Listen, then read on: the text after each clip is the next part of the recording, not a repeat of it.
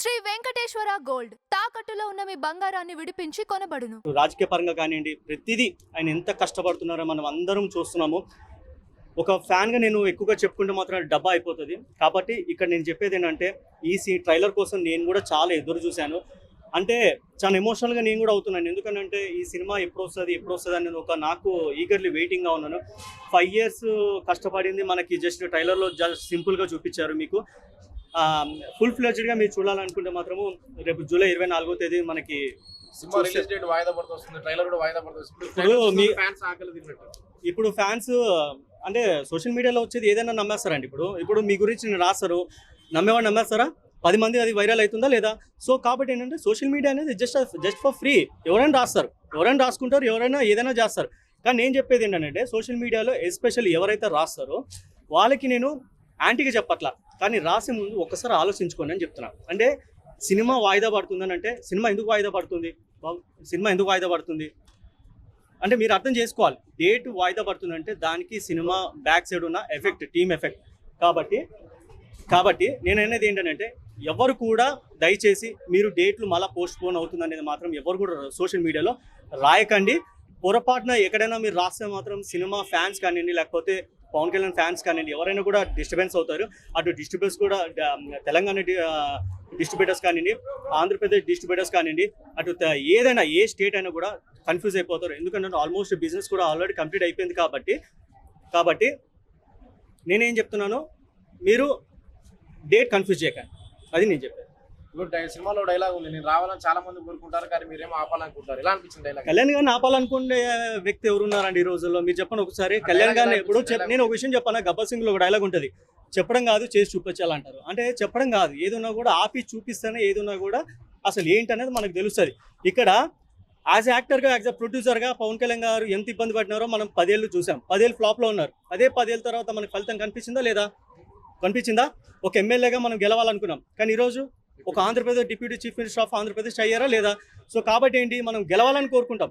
నెగిటివ్గా కొందరు ఉంటారు, ఓడిపోవాలని అనుకుంటారు. కానీ ఇక్కడ ఏంటి, అనుకునే వాళ్ళు అనుకుంటారు, చెప్పేవాళ్ళు చెప్పుకుంటారు. కానీ సినిమాకి కావాల్సిన డేట్లు 3 సినిమాలకి డేట్లు ఇచ్చారా లేదా?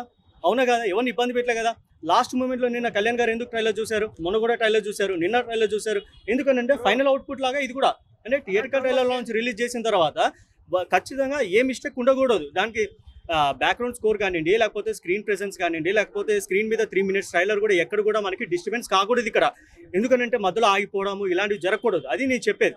కళ్యాణ్ గారు కూడా ఏమని చెప్పారంటే, నిన్న నోట్ కూడా ఆయన స్పెషల్గా ప్రొడ్యూసర్ తరఫున వాళ్ళు కూడా రిలీజ్ చేసింది ఏంటంటే, థియేటర్కి ఎవరైతే ఫ్యాన్స్ వస్తారో దయచేసి థియేటర్లకు సంబంధించిన ఏది కూడా మీరు డ్యామేజ్ చేయకండి, అటు పోలీస్ డిపార్ట్మెంట్ వాళ్ళు కూడా ఇబ్బంది పెట్టకండి, థియేటర్స్ డిపార్ట్మెంట్ వాళ్ళు కూడా మేనేజ్మెంట్ వాళ్ళని ఎవరిని ఇబ్బంది పెట్టకండి అని చెప్పారు. కాబట్టి ఏంటంటే హ్యాపీగా వచ్చారు, హ్యాపీగా ఎంజాయ్ చేశారు. ఆకలి తీరిందని అనుకోవాలంతే, ఆకలి తీరిందని క్వశ్చన్ వద్దు. ఆకలి తీరింది కాబట్టి ఇంకా ఫుల్ ఫ్లెజ్డ్గా మనకి మీల్స్ కావాలంటే మాత్రం ఇంకా ఎలా ఉంటుందంటే, కళ్యాణ్ గారిని వన్ మ్యాన్ షో అని అనకూడదు. కళ్యాణ్ గారు 5 years కష్టపడింది. అంటే బిఫోర్ ఎలక్షన్స్, ఆఫ్టర్ ఎలక్షన్ ఆయన అప్పుడు ఎలాగ ఉన్నారో ఇప్పుడు అలాగే ఉన్నారు. లాస్ట్ 25 minutes సినిమా, 30 minutes ఏదైతే సినిమా ఉందో, కళ్యాణ్ గారు బిఫోర్ ఎలక్షన్స్ ఎలాగైతే ఉన్నారో కళ్యాణ్ గారు ఆఫ్టర్ ఎలక్షన్స్ కూడా తర్వాత ఈ సినిమాలు కూడా అలాగే యాక్ట్ చేశారు. సినిమా డిమాండ్ చేస్తే ఏదైనా కూడా మనం మన బాడీలో కంట్రోల్ చేసుకోవాలి. కానీ కళ్యాణ్ గారు డే అండ్ నైట్ ఎక్సర్సైజ్ చేసి, డే అండ్ నైట్ సినిమా, అటు ఆంధ్రప్రదేశ్ వాళ్ళకి, అటు క్యాబినెట్ మీటింగ్ కానివ్వండి, ఇటు పొలిటికల్ సంబంధించిన పబ్లిక్ సర్వీస్ కానివ్వండి, సినిమా ఇండస్ట్రీ ప్రొడ్యూసర్ కానివ్వండి, డైరెక్టర్ కానివ్వండి, యాక్టర్స్ కానివ్వండి, ప్రతి ఒక్కరిని ఇబ్బంది పెట్టకుండా అందరికీ కావాల్సింది మీరు తీసుకోండి, నా దగ్గర నుంచి మీకు ఏం కావాలా, మీకు కావాల్సింది నేను ఇస్తానని చెప్పి అందరినీ న్యాయం చేశారు. ఎవరిని ఇబ్బంది కూడా పెట్టలేదు. కాబట్టి నేనేం చెప్తున్నానంటే, ఇంకోసారి కూడా ఫైనల్ డేట్ ఇది జూలై 24వ తేదీన final date, world wide grand releasing. కాబట్టి పొరపాటున కన్ఫ్యూజ్ అయిపోయి మాత్రం మీరు కూడా ఎక్కడ హడావుడి పడకండి. ఇది మాత్రం సోషల్ మీడియా వాళ్ళకు కూడా ఇదే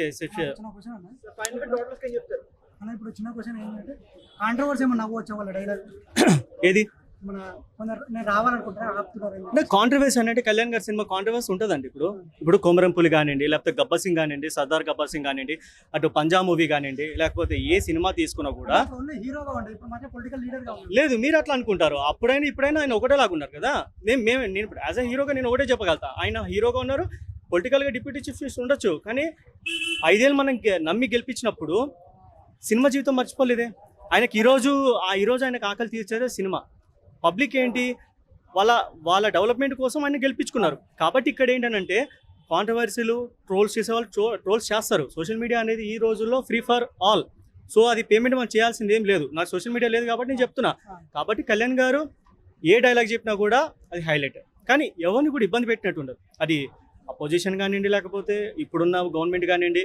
కళ్యాణ్ గారు ఇష్టం లేని వాళ్ళు ఎవరున్నారు మీరు చెప్పండి ఒకసారి. ఇప్పుడు నన్ను వదిలేసి వెళ్ళిపోండి, పక్కన పెట్టేయండి.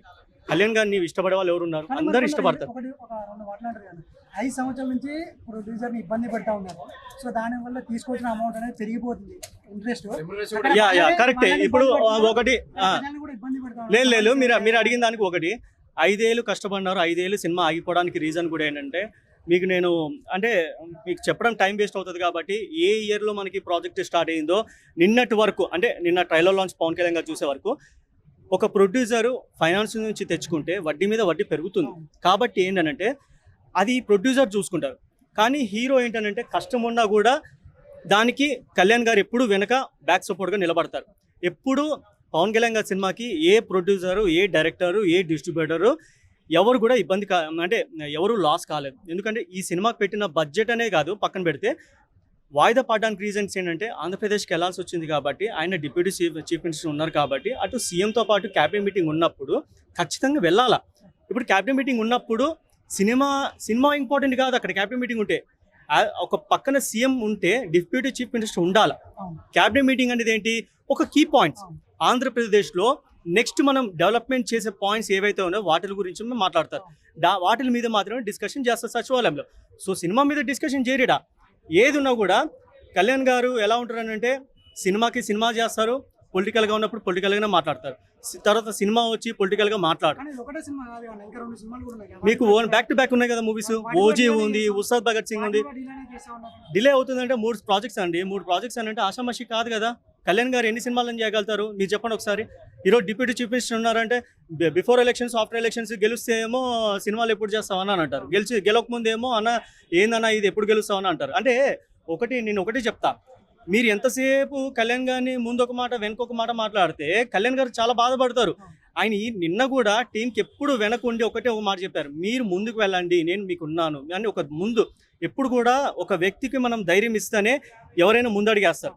అది కళ్యాణ్ గారు పొలిటికల్ అనే కానివ్వండి, ఆయన నమ్ముకున్న వాళ్ళు ఎవరైతే ఉన్నారో, ఆయన ఎమ్మెల్యేలు కానివ్వండి, లేకపోతే ఆయన ఉన్న దగ్గర ఇన్ఛార్జెస్ కానీ, పొలిటికల్ ఈవెన్ ఆయన చుట్టుపక్కల ఉన్న వాళ్ళందరూ కూడా కళ్యాణ్ గారు గెలిస్తే చాలు ఒక భరోసా. ఈరోజు ఆంధ్రప్రదేశ్లో ఇంతమంది ఉన్నారంటే కేవలం ఏంటి కళ్యాణ్ గారు ఉన్నారనే కదా, ఒక ధైర్యమే కదా. ఎక్కడ కూడా మనకి ఇబ్బంది పెట్టుకున్నట్టు ఎక్కడైనా రాశారా పోనీ? ఆయన షూటింగ్ చేస్తున్నారు, పొలిటికల్గా మీటింగ్ చేస్తున్నారు. సో ఈక్వల్ బ్యాలెన్సింగ్ చేస్తున్నారు, ఎవరిని ఇబ్బంది పెట్టట్లేదు.